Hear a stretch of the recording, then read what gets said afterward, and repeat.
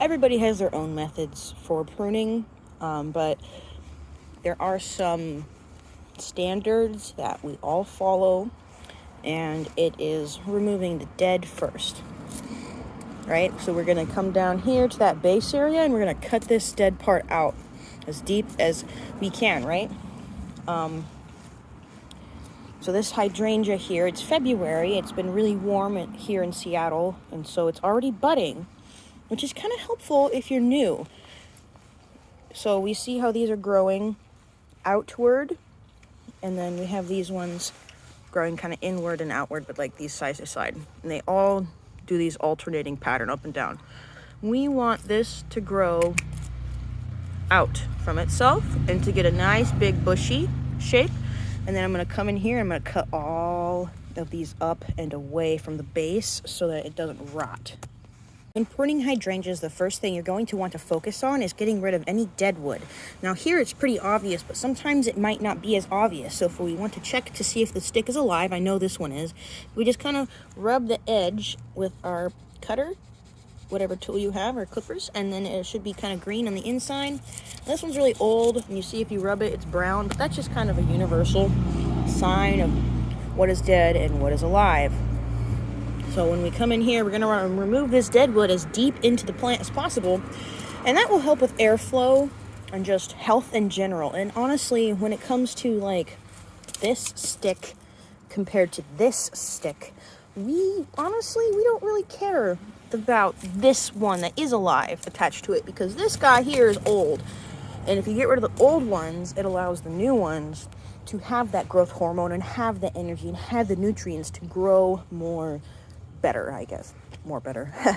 Also, when it comes to pruning things next to fences, I'm going to cut these back pretty far away from the fence because we don't like things up against fences. It can cause the fence to rot and the tree or shrub or whatever to also have rot, and that has to do with the airflow.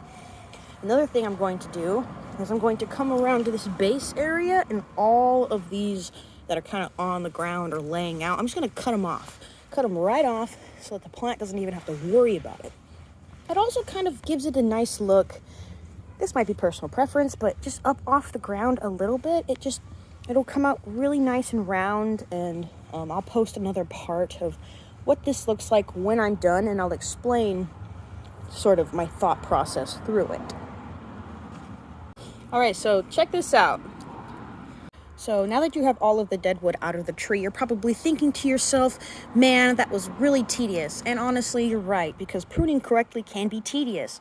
But it's better than just taking a hedge trimmer and making it into a ball, which is fine if you're lazy, but long term, it's not a solution to a nice, beautiful, happy hydrangea. So now that you have that, we can start actually thinking about the shape.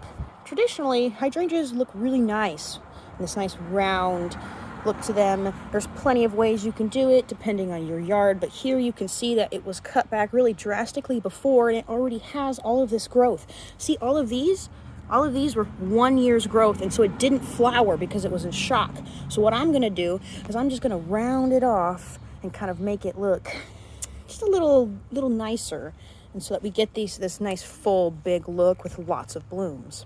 A rule of thumb when pruning is generally don't take more than 1/3 of the plant away, but that's living plant. Now if you can see here, I've already taken quite a bit away, but most of this is dead wood, and honestly a lot of it was just these bits down here that I don't think were very healthy. I want that one shorter. So as a rule of thumb, I'm just going to come down and bring this guy down to about here, because it's going to grow a lot. Like, you will be surprised at how quickly your hydrangea is going to be growing.